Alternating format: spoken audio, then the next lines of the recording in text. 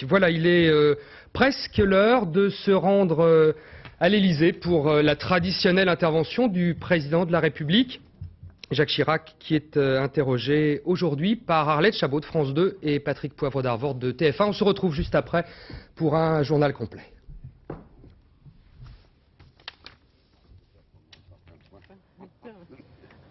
Bonsoir à tous, bonjour à tous. Nous voici donc en direct des jardins de l'Élysée pour accueillir et questionner le président de la République. Monsieur le Président, bonjour. Bonjour. Une interview au cours de laquelle, avec Arlette Chabot, nous allons essayer de répondre au maximum de questions que se posent les Français, des questions concrètes, que ce soit le chômage, les 35 heures, la sécurité sociale, la croissance qui semble repartir, la fiscalité, la famille, la violence, la sécurité, l'immigration, et puis aussi bien sûr les sujets comme la cohabitation et le jugement que vous portez et sur votre gouvernement et sur l'opposition. Ça fait beaucoup de questions, bien sûr, mais on va essayer d'y répondre un petit peu plus rapidement qu'à l'habitude, en 3 quarts d'heure, si c'est possible, disons au fond en une mi-temps, avec des passes assez courtes. Parce qu'il est assez clair que vous êtes un petit peu comme tous les Français, vous êtes sur un petit nuage, 36 heures après la victoire de l'équipe de France de football. Et à votre avis, comment Aimé Jacquet est-il arrivé ce à quoi les politiques courent assez souvent désespérément, c'est-à-dire à la confiance? D'abord, il a une grande compétence, naturellement, ce qui lui a permis d'arriver à ce résultat. Mais je crois aussi parce qu'il incarne un peu le français dans ce qu'il a de meilleur. Sérieux, déterminé, humain, proche des gens, comprenant les autres et tolérant mais ferme. Enfin, je trouve qu'il a de grandes qualités. Est-ce que, à votre sens, c'est un facteur, cette victoire, tout ce qui s'est passé autour de la Coupe du Monde, c'est un facteur de cohésion sociale, d'intégration, ou est-ce que, comme certains le disent, c'est une façon de, disons, de ne pas penser aux grands problèmes de ce monde et de se laver la tête? Je crois qu'un peuple a besoin à certains moments de se retrouver ensemble. Et de se retrouver autour d'une idée qui le rend fier de lui-même. Et au fond, cette victoire a montré la solidarité, la cohésion. Elle a montré que la France avait une âme, ou plus exactement, peut-être qu'elle recherchait une âme. Et je souhaite qu'au lendemain de ces fêtes, de ces jours de fête, on conserve quelque chose de fort de ce sentiment national. Monsieur le Président, vous prolongez Zidane, Djorkaeff sur les nouvelles idoles et puis incarne cette France un peu plurielle. Alors est-ce que c'est un coup de pouce à l'intégration et un coup de frein au racisme à votre avis, l'identification? Vous savez, la France historiquement a une origine plurielle. Nous revendiquons en permanence nos origines judéo-chrétiennes, latines, le fait que nous descendons des Gaulois, ce qui n'a rien à voir, et nous avons un pays dont le nom, la France, est emprunté à d'autres tribus, les Francs, qui étaient très différents. Il y a donc un ensemble partagé qui fait peut-être que la France a été le pays qui a le mieux ressenti, compris la nécessité de l'intégration. Et aujourd'hui, c'est vrai, cette équipe à la fois tricolore et multicolore donne une belle image de la France dans ce qu'elle a d'humaniste, dans ce qu'elle a de fort, dans ce qu'elle a de rassembleur. Et ce matin, je regardais naturellement le défilé, j'étais au défilé, et je voyais aussi, qu'on ne souligne pas assez, que l'armée française qui a été ovationnée sur les Champs-Élysées, elle est également à la fois multicolore et tricolore.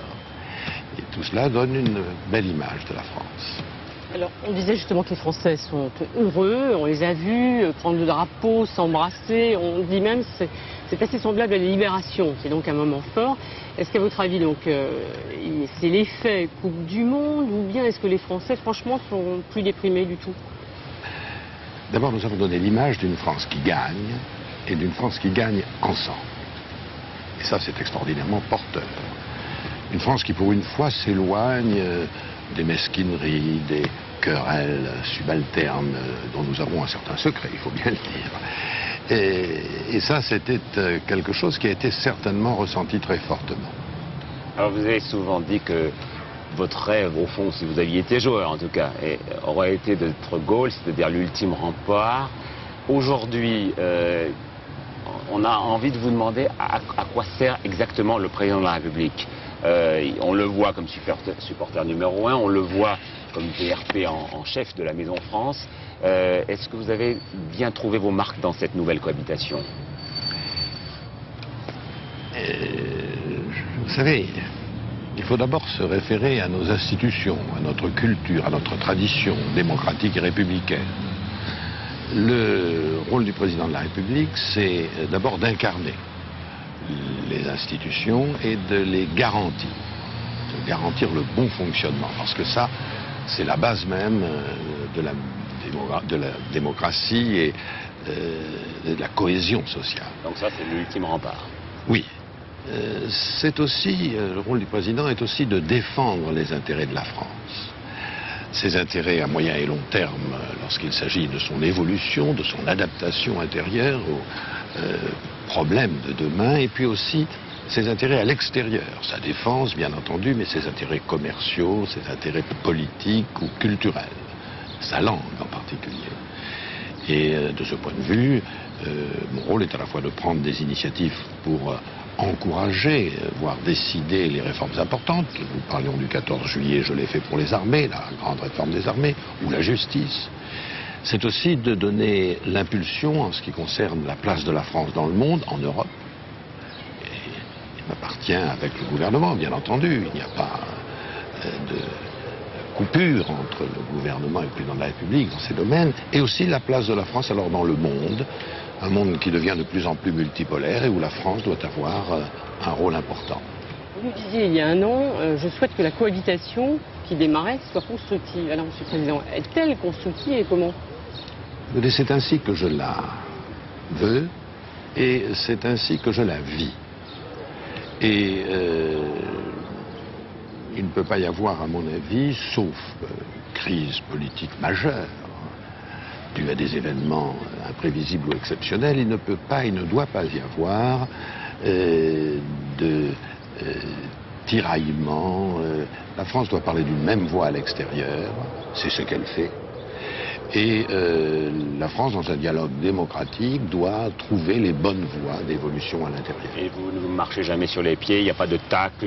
Il peut y avoir tel ou tel incident, d'ailleurs volontaire ou non. Mais globalement, je n'ai pas le sentiment que l'image que donne la France à l'extérieur, c'est ça qui est important de voir, soit une image mauvaise. Je ne le ressens pas non plus pour ce qui concerne les Français, qui n'ont pas, semble-t-il, de critiques à exprimer en ce qui concerne le fonctionnement de la cohabitation. J'y suis très, très sensible. Il n'y a pas de raison qu'elle n'aille pas jusqu'à son terme. Ça, l'histoire le dira. Ce gouvernement est apprécié par les Français, en tout cas c'est ce que disent les sondages, davantage que le précédent que vous aviez nommé. La croissance retrouvée y est certainement pour quelque chose, mais est-ce que ce gouvernement est pour quelque chose dans la croissance, d'une part, et que faire des fruits de cette croissance retrouvée? D'abord, la croissance revient, ça ne fait aucun doute, c'est un phénomène européen. Je dis européen parce que ce n'est pas vrai dans l'ensemble du monde. Nous avons une crise préoccupante en Asie et qui peut avoir, le cas échéant, des répercussions chez nous, même si elle n'en a pas eu jusqu'ici. Notamment grâce à la perspective de l'euro qui a donné confiance au marché en ce qui concerne l'Europe. Cette croissance, elle va nous donner des moyens supplémentaires, elle va permettre de réduire le chômage, notamment pour ce qui concerne les jeunes. Nous devons être attentifs au fait que la croissance n'est pas suffisante pour réduire le chômage de longue durée, qui a plutôt, lui, tendance à augmenter. Et ça, c'est un grand problème, parce que le chômage de longue durée, c'est par là que passe l'exclusion. Et donc, il y a là quelque chose de très, très important à maîtriser. Le chômage baisse quand même depuis plusieurs mois maintenant. Le chômage des jeunes. Et le chômage global. Mais globalement quand même. Mais le chômage de longue durée a tendance à augmenter et c'est ce qu'il y a de plus inquiétant.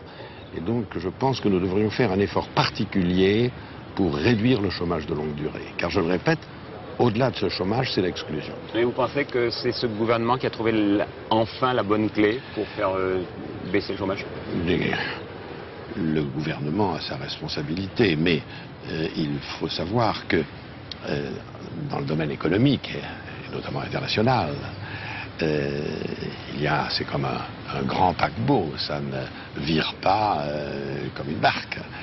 Et par conséquent, la situation que nous connaissons actuellement est due pour une bonne part à l'assainissement des finances publiques qui a été, lui, le fruit des efforts des gouvernements précédents. Il ne faut tout de même pas l'oublier. Si nous avons un terrain propice à la croissance aujourd'hui, c'est pour une large part grâce aux efforts qui ont été ceux des deux gouvernements précédents et qui ont été d'ailleurs, je dois le dire, poursuivis par ce gouvernement. Enfin, il ne faut pas ignorer les responsabilités des uns par rapport aux autres. Si on parle justement de la répartition des fruits de la croissance, vous parlez des réductions du déficit, est-ce qu'il faut aller encore plus loin que le fait aujourd'hui le gouvernement qui se fixe un objectif de 2,3 l'année prochaine? Est-ce qu'il faut baisser les impôts? Comment fait-on? Je crois que la France a de grands atouts, qu'elle a des handicaps. Parmi ces handicaps, il y a une certaine facilité à dépenser de l'argent sans d'ailleurs toujours contrôler exactement l'efficacité de la dépense. Et je crois effectivement que nous devons lutter contre cette tendance, sans aucun doute réduire les déficits, plus encore, avec 2,3%, nous serons encore parmi les moins bons de l'Union européenne, je le crois. Et deuxièmement, il faut diminuer, c'est tout à fait impératif, la pression fiscale qui est tout à fait excessive, qui est la plus élevée de l'Union européenne et qui est tout à fait excessive. Ce qui suppose naturellement une maîtrise des dépenses. Alors justement, Lionel Jospin avait promis pendant sa campagne qu'il baisserait la TVA. Est-ce que ça vous paraît être la bonne piste, la priorité en ce qui concerne la réduction justement de cette pression fiscale? Ça, c'est un problème qui concerne le gouvernement. Ce qui est sûr, je ne peux pas rentrer aujourd'hui dans le détail naturellement, ce qui est sûr, c'est que la pression fiscale dans notre pays doit être diminuée. Sinon, c'est un handicap sérieux pour notre compétitivité dans un monde où la compétitivité est de plus en plus importante. On parlait du chômage et de la baisse du chômage. Hier, les 35 heures. Alors, on connaît les réserves que vous avez formulées à plusieurs reprises à l'égard de la loi. C'est ça, sur les modalités. Les modalités, etc. Bon. Est-ce qu'au fond, il n'y a pas un côté positif, c'est que des négociations vont s'engager un peu partout, sur des branches, dans des branches professionnelles, dans des entreprises, qui permettront peut-être d'introduire souplesse ou flexibilité selon la terminologie? Je souhaite effectivement que les négociations se développent. Je le souhaite beaucoup, car j'ai une conception de la vie sociale dans notre pays qui passe par le développement de la concertation et la diminution des affrontements souvent stériles. Et ces négociations commencent. Je persiste à penser qu'il est très difficile d'appliquer ce genre de règles de façon uniforme et totale sous forme de couperet, et que si l'ambition des 35 heures est une ambition légitime, elle devrait être laissée, pour ce qui concerne sa mise en œuvre, à l'appréciation des négociations locales, je dirais entreprise par entreprise. Le gouvernement est revenu sur un certain nombre de dispositions, notamment sur les allocations familiales. Est-ce qu'à votre avis, ça va dans le bon sens? Et par ailleurs, est-ce que vous trouvez qu'on honore suffisamment la famille traditionnelle aujourd'hui, ou est-ce que vous avez des inquiétudes sur la manière dont pourraient se dérouler désormais les unions, les mariages? Je ne sais pas ce que vous appelez la famille traditionnelle. Ce que je sais, c'est que la famille est et reste la cellule de base de la société, celle où on acquiert les qualités nécessaires pour assumer son épanouissement et son existence. Et que la famille, en période de crise comme celle que nous connaissons, est de surcroît l'ultime et le meilleur rempart aux détresses, à l'exclusion, etc. Donc il faut renforcer la famille. Il faut la renforcer notamment pour 3 raisons. Nous devons donner davantage de facilité aux femmes qui travaillent. Nous devons renforcer les moyens d'éducation des enfants au sein de la famille. C'est là où on leur donne les principes qui sont nécessaires pour le comportement ultérieur, et il faut la renforcer pour des raisons démographiques. L'avenir de notre pays dépend de la démographie, qui dépend de la famille. La caractéristique d'une politique familiale, c'est que le niveau de vie moyen des familles s'accroisse plus vite que le niveau de vie moyen de la nation. Ce n'est pas le cas actuellement. J'ai eu l'occasion de dire récemment que je le regrettais. Et sur la GED, justement, sur les femmes qui travaillent, le retour du gouvernement, ça vous paraît intéressant? N'entrons pas dans le détail.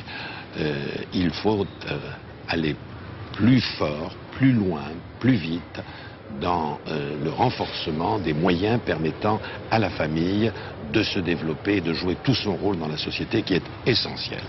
Alors, Monsieur le Président, le gouvernement se retrouve face au dérapage des dépenses de santé. Il n'est pas le premier.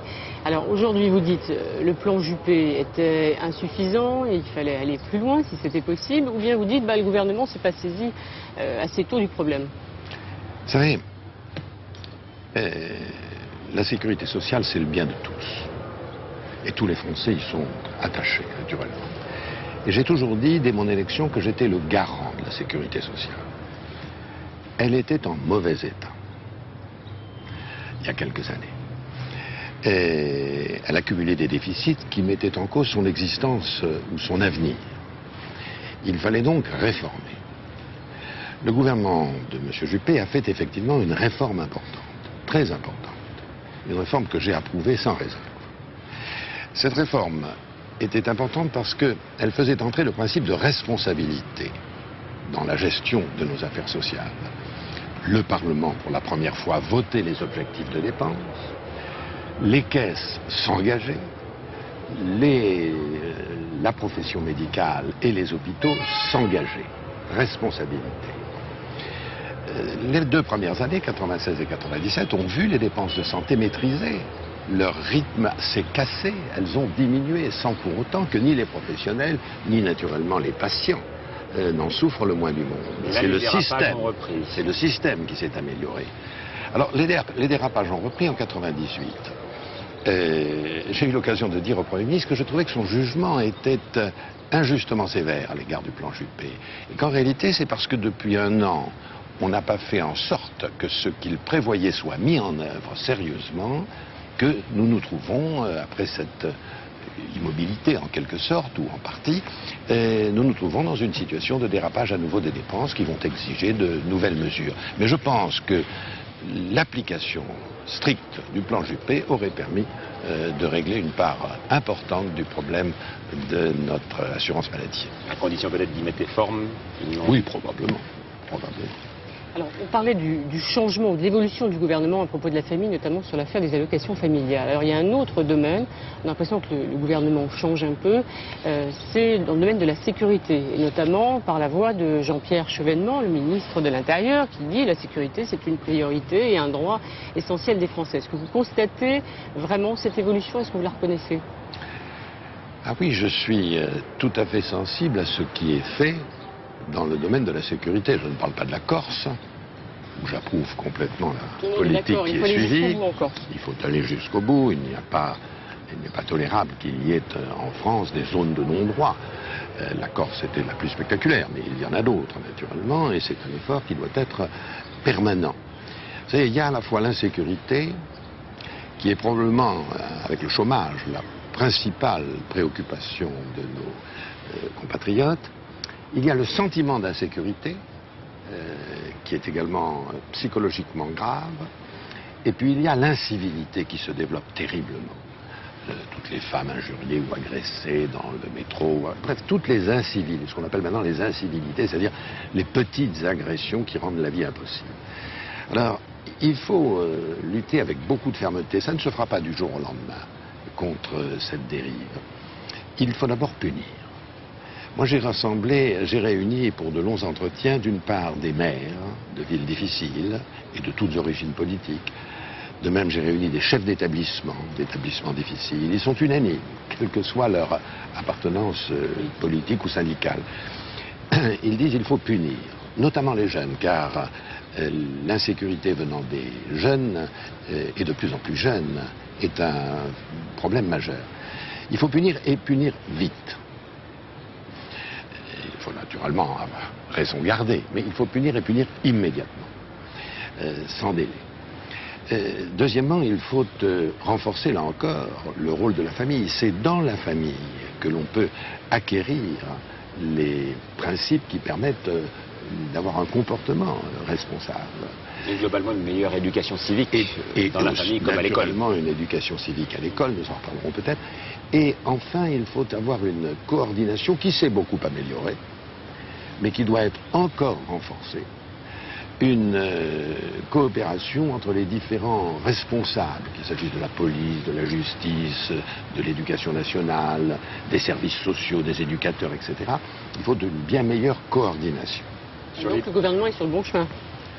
Je crois que nous sommes effectivement, pour le moment, sur le bon chemin, avec un certain nombre de difficultés auxquelles nous sommes confrontés, qui tiennent à toutes sortes de dérapages que nous voyons bien et qu'il faut absolument maîtriser. Et sur C'est dans tous les cas, justement, pour ma part, je considère que c'est, indépendamment des problèmes économiques liés et leurs conséquences en matière de chômage, c'est la préoccupation essentielle qui doit être celle des responsables. Et sur l'éducation, la société française vous paraît adaptée au monde moderne? On critique toujours beaucoup notre éducation, et il y a probablement lieu de critiquer. Je constate que tous les responsables économiques sont unanimes pour dire qu'en France, nous avons les meilleurs, la meilleure formation des hommes. C'est vrai en particulier pour les ingénieurs, pour les techniciens, qui nous sont enviés dans le monde entier, et qui sont l'un de nos atouts. Alors, naturellement, il faudrait se fixer quelques objectifs. Je ne parlerai pas de la gestion actuelle, naturellement, mais quelques objectifs à 10 ans, à 15 ans. Les rythmes scolaires, il faut arriver à ce que les enfants travaillent le matin pour les disciplines de la connaissance et l'après-midi pour ce qui concerne le sport, les disciplines artistiques, l'accès à la culture, l'accès aux technologies modernes. Il faut également qu'on mette en place, enfin, un système de formation et d'éducation tout au long de la vie, pour que les gens puissent en permanence acquérir les nouvelles connaissances qui sont nécessaires dans les nouveaux métiers qui arrivent de plus en plus vite. Il faut également éradiquer l'illettrisme. Dans ce domaine, on n'a pas fait de progrès depuis 30 ans, 40 ans. Et l'illettrisme est aujourd'hui l'inconvénient le plus manifeste pour l'insertion dans la société. Et enfin, je crois qu'il faut qu'on développe le trilinguisme, c'est-à-dire que tous les enfants, et notamment en Europe, devraient apprendre dès le plus jeune âge 2 langues étrangères. Il y a beaucoup d'enfants qui sont trilingues en Europe ou dans le monde. Pourquoi pas nous? Et ça permettrait justement aux étrangers de parler peut-être davantage le français. Et ça permettrait de réimplanter le français en Europe, naturellement. Petite question, vous, d'un problème qui ne trouve pas réglé, celui des sans-papiers. Est-ce que le gouvernement a trouvé un équilibre en réglant des cas difficiles et en refusant de régulariser tout le monde, ou est-ce qu'à votre avis, il s'est créé lui-même une sorte de piège? Dans ce domaine, je suis un peu critique, non seulement à l'égard de la situation actuelle, mais de la situation depuis longtemps. Je crois que l'essentiel, c'est de prendre une position et de s'y tenir. Et il faut être pragmatique et non pas idéologue dans ce sujet. Alors, il faut dire, voilà, nous ne pouvons pas naturellement laisser entrer tout le monde chez nous, voilà les limites à ne pas franchir, et voilà les mesures que nous appliquons pour que ces limites ne soient pas franchies, et puis ne plus changer. Chaque fois qu'il y a un changement de gouvernement, nous avons un changement des lois. Ça, c'est typiquement français. Et alors, naturellement, ça envoie des signaux contradictoires et très mauvais. Parce que les gens sont ainsi encouragés à venir chez nous. Ils se disent, quand les uns sont au pouvoir, alors c'est plus facile, on va se précipiter. Bon, ce sont des débats stériles, tout à fait stériles. Et il faut avoir une réglementation et s'y tenir. Et à mon avis, cette réglementation doit être ferme. Vous parlez de régularisation. C'est très bien s'il y a des gens qui doivent être régularisés, qu'ils le soient naturellement. Je sais bien qu'il faut avoir une gestion humaine de ces affaires. Mais on oublie que la régularisation est un amplificateur important de l'immigration. Puisque, comme vous le savez, quand le régularisé acquiert le droit familial, le droit de faire venir les gens de sa famille. Et donc, vous croyez régulariser une personne, et en réalité, vous en régularisez toute une série. Le rapprochement familial joue dans ce sens. Donc, il faut être prudent. Alors sur la justice maintenant, et pragmatique. vous nous aviez donné l'impression il y a 1 an et demi d'être très désireux en tout cas de voir couper le cordon ombilical entre le pouvoir et le parquet. Et vous avez le sentiment de, disons, au fil du temps, de revenir un petit peu sur cette position de principe. Est-ce que vous êtes content finalement de ce que le gouvernement propose, puisque je sais que sur ce sujet, il vous a évidemment beaucoup consulté, il y a eu beaucoup de dialogue entre vous. Il y a en France, naturellement, une très bonne justice. Elle a des défauts. Ces défauts, il faut les corriger. D'où l'idée d'une grande réforme de la justice, portant sur plusieurs années, que j'ai lancée et que je suis, qui était fondée sur le rapport de la commission Truche, et qui doit, à mon avis, être appliquée, et qui est fondée sur 3 volets essentiels. Le premier volet, c'est avoir une justice plus rapide, moins chère, plus proche. Et ça suppose une réforme importante des procédures, et ça suppose une augmentation des moyens mis à la disposition de la justice. Le deuxième volet, c'est le renforcement des garanties du justiciable. Ce qui suppose une réforme des procédures pénales et l'affirmation claire des droits de l'homme et de la présomption d'innocence. Nous sommes un pays qui aimons donner des leçons en matière de droits de l'homme à la terre entière. On a raison, c'est probablement dans notre vocation, mais qui ne regarde pas sa propre situation, où, au titre de la présomption d'innocence et de son non-respect, les droits de l'homme sont souvent, comme au titre de la détention provisoire, purement et simplement foulés aux pieds. Et il y a donc là quelque chose qui doit être rétabli. Et le troisième volet, c'est l'indépendance et la responsabilité des juges, indépendance et responsabilité. Car l'indépendance des juges ne peut être acceptée, et elle est nécessaire bien entendu, mais elle ne peut être acceptée que si par ailleurs les juges sont responsables. Et je ne suis pas sûr qu'ils le soient suffisamment aujourd'hui. Et parfois vous trouvez qu'on est à 2 doigts d'un gouvernement des juges Enfin, on est en tous les cas, souvent à deux doigts de la mise en cause des principes constitutionnels relatifs aux droits de l'homme. Alors, puisqu'on parle justement de la présomption d'innocence, est-ce que la mise en cause et la mise en examen de Roland Dumas, président du Conseil constitutionnel, vous paraît nuire à la sérénité de cette institution qui est quand même censée donner le droit suprême? Dans l'état actuel des choses, l'institution fonctionne. Alors, pour M. Roland Dumas, il y a ce qui relève de la justice, je n'ai pas de jugement à porter. Il y a ce qui relève de sa conscience, je n'ai pas non plus de jugement à porter. Il y a ce qui relève de ma responsabilité, c'est-à-dire, comme vous le dites, le bon fonctionnement d'une institution essentielle de la République. Et pour le moment, ce bon fonctionnement n'est pas en cause. Alors, autre grande réforme, c'est la modernisation de la vie politique. Vous l'avez souhaité au lendemain des élections régionales et cantonales. Vous avez consulté, reçu des spécialistes et puis des élus, des Français. Est-ce que vous avez trouvé une idée nouvelle en discutant avec ceux que vous avez vus? D'abord, je n'ai pas terminé ma réflexion. Ensuite, le gouvernement réfléchit également. Je me suis d'ailleurs longuement entretenu tout récemment avec le Premier ministre et nous avons décidé de nous en entretenir à nouveau. Et donc je vous fais, si vous voulez, en un mot, le point de ma réflexion. Il y a incontestablement une désaffection à l'égard de la République de la part de beaucoup de Français. On l'a vu, il a suffi d'avoir la Coupe du Monde de football pour qu'un enthousiasme nouveau arrive, qui est l'opposé de la désaffection. On n'a pas vu cet enthousiasme. C'est mieux que la politique. Moins d'abstention. Incontestablement. Bien. Alors qu'est-ce qu'il faut faire? Je crois qu'il faut d'abord renouveler. Renouveler, ça veut dire davantage de femmes dans la vie publique. Alors, les textes sont en cours et la réforme, bonne réforme, va être mise en œuvre. Davantage de jeunes, ce qui n'est pas facile, mais il faut les inciter davantage à s'engager. Revoir probablement le statut de l'élu, je veux dire le statut de l'élu du parlementaire. Parce qu'il y a 2 sortes de parlementaires en France et ce n'est pas juste. Il y a ceux qui ont une garantie, c'est-à-dire les fonctionnaires au sens très large du terme. Le jour où ils sont battus, ils retrouvent tout naturellement leur position antérieure et donc leurs moyens de vivre. Et ceux qui n'ont pas de ces garanties parce qu'ils viennent du secteur privé, quel qu'il soit, Et ceux-là hésitent beaucoup à se présenter parce que le jour où ils sont battus, ils n'ont plus les moyens de vivre. Il faudrait peut-être retirer le filet de sécurité. Il faut ou retirer le filet de sécurité ou établir un filet de sécurité pour les autres. Mais ce qui est sûr, c'est que ceci rend difforme la représentation nationale, ça la déforme.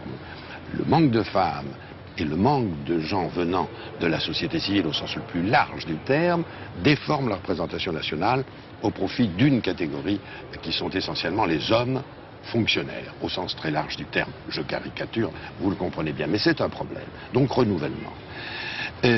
Deuxième élément, il faut plus de proximité et d'efficacité. Au fond, l'administration est trop omnipotente et omniprésente. Il faut qu'elle comprenne et que petit à petit les réformes soient mises en œuvre, qu'elle doit moins contraindre et davantage aider. Aussi bien les citoyens que les entreprises. Mais tout le monde dit ça depuis 30 ans. Puis ça oui, c'est vrai, vous avez raison, mais ça ne veut pas dire. Mais il ne faut pas pour autant se décourager. Il ne faut pas. On a tout de même fait des progrès. La décentralisation a été un progrès. Elle est inachevée, mais c'est un progrès. Et de ce point de vue, il est évident qu'il faut notamment avoir une administration qui pèse moins lourdement sur nos finances publiques. 25% des Français actifs travaillent pour le service public. 15% des Allemands ou des Anglais. C'est très très caractéristique de la France. Et deuxièmement, il faut avoir un système qui rapproche la décision de ce qu'elle concerne. On appelle ça la décentralisation, la déconcentration, peu importe. Il faut qu'un certain nombre de décisions très nombreuses qui sont encore prises à Paris soient dorénavant prises beaucoup plus près du terrain et des contribuables. Et puis le troisième point, c'est la morale et la responsabilité. Il faut redonner toute son importance et sa valeur à la morale comme valeur démocratique et républicaine. Et de ce point de vue, il y a à faire. Alors, naturellement, je combats vivement l'idée que la France serait un pays corrompu, l'image qu'on en donne parfois, et qui est totalement dépourvue de tout fondement, même si, naturellement, il existe des gens malhonnêtes. Il y en a toujours eu et il y en aura toujours. Il faut les rechercher et les sanctionner. Mais le rétablissement, la réhabilitation de la morale est essentielle.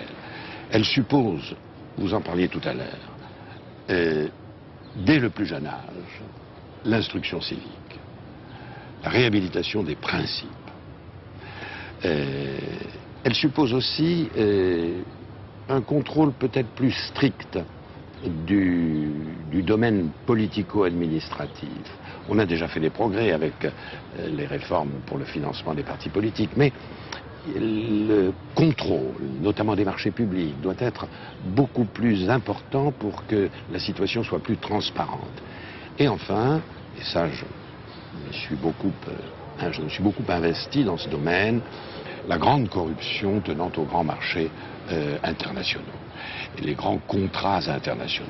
Vous savez, la première chose que j'ai faite lorsque j'ai été élu, ça a été de convoquer mon Premier ministre, à l'époque M. Juppé, mon ministre de la Défense, M. Millon, pour leur donner des instructions extrêmement fermes dans ce domaine.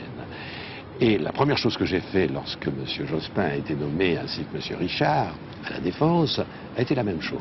Je leur ai dit, attention, voilà les risques que l'on court. Je ne veux plus que des grands scandales comme ceux que l'on évoque ici ou là dans le monde puissent se reproduire. Et je dois dire qu'aujourd'hui, en France, ils ne pourraient pas se reproduire. Petite précision sur les réformes engagées. Vous dites effectivement le gouvernement en a initié un certain nombre. Sur le cumul des mandats, par exemple, vous allez faire en sorte que tout ne soit pas bloqué au Sénat, par le Sénat. Nous ne rentrons pas dans le détail, mais je suis favorable à la réglementation du cumul des mandats. Alors ensuite, est-ce qu'il faut un mandat, deux mandats? C'est une discussion au Parlement, mais je suis favorable au cumul des mandats. C'est l'une des conditions du renouvellement dont je parlais tout à l'heure. Vous étiez favorable aussi à la modification du mode de scrutin aux européennes. Le gouvernement était obligé de faire marche arrière. C'est un petit peu aussi un revers pour vous? Vous savez, c'est un problème. Moi, je me suis prononcé il y a plus d'1 an pour ce scrutin par grande circonscription. Mais j'ai toujours dit c'est un problème qui concerne le Parlement les partis politiques, et donc il faut s'en remettre à leur sagesse. La majorité, à l'évidence, de l'Assemblée nationale n'y était pas favorable. Il était normal de retirer ce texte. Je ne vois pas du tout pourquoi on en a fait toute une histoire. C'est le fonctionnement naturel de la démocratie. Un dernier mot sur la Constitution. Quand est-ce qu'un président de la République nous dira, par exemple un 14 juillet, qu'il est favorable au quinquennat et qu'éventuellement il s'applique à lui-même? Parce que tout le monde est pour au début et puis après... D'abord, je demande de croire que ce n'est pas un problème personnel. Puisque, comme vous le dites, il appartient au président ensuite de dire si ou non il se l'applique à lui-même. Non, simplement, c'est une réforme très lourde de conséquences, très lourde. Avec le septennat, nous avons un système souple, original, qui a très bien fonctionné et qui a permis à nos institutions de s'adapter. Ce système laisse sa responsabilité au gouvernement et donne de la durée au président. Avec le quinquennat, c'est un système tout à fait différent.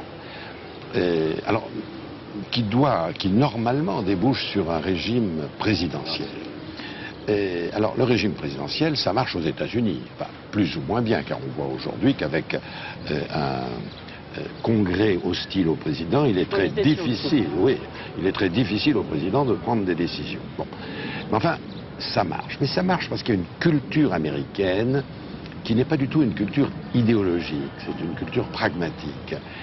En France, je suis persuadé qu'un régime présidentiel très rapidement irait au blocage complet des institutions entre des opinions différentes. Et alors, si ce n'est pas l'évolution vers le quinquennat, si ce n'est pas l'évolution vers le régime présidentiel, alors ça ne peut être que l'évolution vers le régime parlementaire, intégral. C'est-à-dire ce que nous avons connu sous la 4e République, c'est-à-dire l'impuissance et la paralysie de la nation. Donc, je le répète, je vois beaucoup de gens très savants, très compétents, qui sont favorables au quinquennat, peut-être, mais ça mérite en tous les cas une réflexion très approfondie. Vous savez, la France a une espèce de caractéristique, là encore, c'est l'exception française, qui peut être la meilleure, comme il y a 2 jours, ou la pire. L'exception française, une de ses caractéristiques, c'est chaque fois qu'il y a quelque chose qui ne va pas, on veut changer les institutions. Si bien que nous sommes le pays qui a connu le plus grand nombre de constitutions de toute l'histoire du monde. Je ne suis pas sûr que ce soit le bon... Nous avons probablement les meilleurs juristes du monde, ça a de grands avantages. Ça a un inconvénient, c'est qu'ils ont toujours eu des idées à défendre pour faire quelque chose de nouveau par rapport à ce qui existe. Ça peut être dangereux. Alors, on parle en ce moment beaucoup de ce qui rassemble les Français, notamment grâce au football. Il y a un sujet qui va sans doute à nouveau les diviser dans les semaines qui viennent à propos de l'Europe, la ratification du traité d'Amsterdam.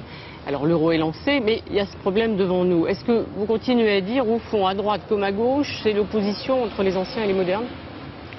C'est un peu caricatural. Moi je l'ai dit, naturellement je l'ai dit, et je suis tout prêt à le répéter, parce qu'il y a du vrai, même si je le répète, c'est une affirmation un tout petit peu caricaturale. C'est vrai qu'il y a, si vous voulez, la France que nous avons vue dans la rue le 12 juillet au soir, et qui était à la fois une France moderne, une France, j'en suis sûr, européenne. D'ailleurs, tous les sondages disent que les jeunes sont très largement favorables à la construction européenne, et une France de l'avenir. Et puis, il y a, c'est vrai, les gens qui ont des problèmes, des difficultés, qui sont tous les jours confrontés à des événements qu'ils ont du mal à maîtriser. Généralement des gens souvent plus âgés. Et je comprends parfaitement que ces gens ont peur en réalité du changement, quel qu'il soit, de la réforme, quelle qu'elle soit. Et moi je voudrais simplement leur dire que nous sommes dans un monde où se dessinent et se mettent en place très rapidement de très grands ensembles politiques, économiques, culturels. Les États-Unis, la Chine, demain l'Inde, l'ensemble de l'Amérique du Sud, l'Asie du Sud-Est. Bon. La Russie qui sortira bien sûr de ses difficultés, et le Japon malgré aussi ses difficultés actuelles. Et alors nous, divisés, refermés, repliés sur nous-mêmes, il faut savoir que nous disparaîtrons et que notre seule chance d'avoir un rôle dans le monde, de défendre nos valeurs, d'assumer notre niveau de vie, notre mode de vie. C'est de le faire ensemble, d'avoir une Europe solidaire qui représente aujourd'hui 300 ou 350 millions d'habitants, demain 500, et qui sera le premier pôle économique, elle l'est déjà, du monde, et donc le premier pôle politique, car elle est aussi le premier pôle culturel. C'est là que nous avons nos chances à la fois de développement, d'épanouissement et surtout de rester ce que nous avons vocation à être, c'est-à-dire un grand pôle de démocratie, de droits de l'homme et de mieux vivre qu'ailleurs. Et ce discours, vous êtes obligé de le tenir à vos amis du RPR qui se partagent beaucoup. Je ne sais pas s'il y a les anciens et les modernes, mais qui parfois d'ailleurs contestent vos décisions, votre ligne de conduite. Oui, mais c'est normal. C'est ça aussi la discussion. Je ne conteste à personne le droit d'avoir des idées différentes des miennes. Je dis simplement que je ne détermine pas mes idées par rapport à celles des autres, y compris des miens. Car vous avez parlé du RPR, je suis issu de cette formation politique et je ne renie rien, ni de mon passé, ni de ses ambitions, naturellement. Mais ce que je veux dire, c'est que je ne me détermine pas par rapport aux autres, je me détermine par rapport à l'idée que je me fais de l'intérêt général et de l'intérêt de la France. Et j'ai une conviction, c'est que l'intérêt de la France, c'est d'être un élément actif, un moteur de la construction européenne. Et que c'est ainsi et ainsi seulement qu'elle défendra non seulement ses intérêts, mais aussi son identité. Votre successeur à la tête du RPR, Philippe Séguin, a l'air un peu moins européen que vous. Vous ne désespérez pas de le ramener à la raison, à votre raison en tout cas. Je n'ai strictement aucun conseil, aucune leçon à donner à quiconque dans le domaine des formations politiques, et même à mes amis du RPR, et même au président du RPR, que j'approuve, que je respecte, et qui est un de mes amis, vous le savez, de très longue date, qui assume avec qualité la présidence dans un moment difficile de ce mouvement. Je donne simplement mon sentiment. Alors, puisqu'on parle de l'opposition, oui, d'abord un petit mot, parce que vous dites, moi je termine mes idées, mais quand même, quand on voit une divergence sur l'euro, il y en a eu sur la justice, le RPR a l'air d'avoir de vraies divergences. C'est gênant ou pas? Je vais vous dire quelque chose, Ahmed Chabot. Vous avez commencé par la constatation du grand mouvement qui a rassemblé les Français parce qu'ils se sont sentis tout d'un coup forts, unis, respectés. Et il suffit de lire la presse étrangère pour s'en apercevoir. Bien. Alors, naturellement, la vie de tous les jours comporte son lot de médiocrité, de querelles et d'autres difficultés que je peux parfaitement comprendre. Mais je vous demande, vous, de comprendre que moi, ce n'est pas mon problème. Pas du tout. Je dirais que ça ne me concerne pas. J'irais même jusqu'à dire que ça ne m'intéresse pas beaucoup. Ce qui m'intéresse, c'est de voir aujourd'hui une France qui a une opportunité, une grande opportunité, qui est une opportunité de rassemblement, de modernité, qu'il l'a exprimée avec force, qu'il l'a exprimée il y a 2 jours sur les Champs-Élysées, après le match de finale, qu'il a exprimé ce matin sur les mêmes Champs-Élysées, avec une belle armée française qui a donné une bonne image de notre pays. Je regardais en coin de temps en temps l'ensemble des diplomates qui étaient là, tous les diplomates sont dans la tribune, et je voyais à la fois leur intérêt, un regard particulièrement appréciateur sur notre armée et au-delà sur notre pays. Et je voyais les gens descendant les Champs-Élysées pour passer les troupes en revue, qui étaient là plus nombreux que d'habitude, et qui étaient enthousiastes. Eux, ils ne se posaient pas la question de savoir si tel parti politique et tel autre se préoccupe de ceci ou de cela. Ils étaient heureux parce qu'il y avait du soleil, qu'on était champion du monde de football et que l'armée française défilait bien. Il n'y aura pas toujours du soleil, il n'y aura pas toujours des 14 juillet, il n'y aura pas toujours des 12 juillet. Espérons que ça durera le plus longtemps possible. Quel conseil quand même vous donneriez à l'opposition, c'est important, qui est aujourd'hui un peu sonnée, désorientée, qui est atomisée même. Est-ce que vous pensez qu'il faut qu'elle s'unisse, qu'elle aille vers une fusion, vers une alliance, ou vers un émiettement qui pour l'instant n'a pas l'air de vous chagriner beaucoup d'ailleurs? Mais, dans une démocratie, il doit y avoir une majorité forte et une opposition forte. Pour ce qui concerne l'opposition, elle ne sera forte que si d'abord elle est unie. Alors, les modalités de cette union lui appartiennent. L'union n'est pas l'unité, bon, mais elle doit être unie. La deuxième condition de son efficacité, c'est d'avoir une vision de l'avenir, de l'exprimer au sein d'un projet qui puisse apparaître clairement dans l'opinion publique comme une alternative au projet de la majorité. Pour l'instant, on ne le sent pas venir. Ça va venir, sans aucun doute. Et troisièmement, il ne peut pas, il est nécessaire d'avoir une harmonie dans nos institutions, parce qu'elles sont ainsi, une harmonie complète entre l'opposition et le président de la République qui est issu de ses rangs. De même qu'il doit y avoir la même harmonie entre la majorité et le président de la République lorsqu'il est issu de ses rangs. Alors, on parlait tout à l'heure de l'identification de la France à cette équipe plurielle, donc plus que jamais, hors de question de passer des alliances pour vous, selon vous, effectivement, avec le Front National, et tout débat sur la préférence nationale est à votre avis déplacé? Sur les alliances, vous connaissez mon point de vue, je n'ai pas besoin de le répéter. Mais sur la préférence nationale, c'est un débat qui a fait couler beaucoup d'encre, qui a provoqué beaucoup de passion, de débats. Je ne suis pas sûr que ce soit un problème, un vrai problème. En revanche, je pense que disserter indéfiniment sur ce problème peut devenir dangereux. En clair, il y a dans notre pays des étrangers en situation régulière.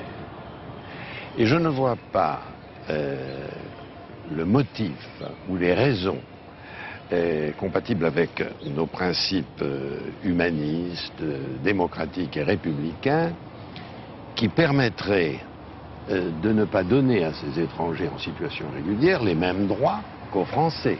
Ça, ce serait tout à fait contraire à nos traditions, à notre histoire, à notre culture.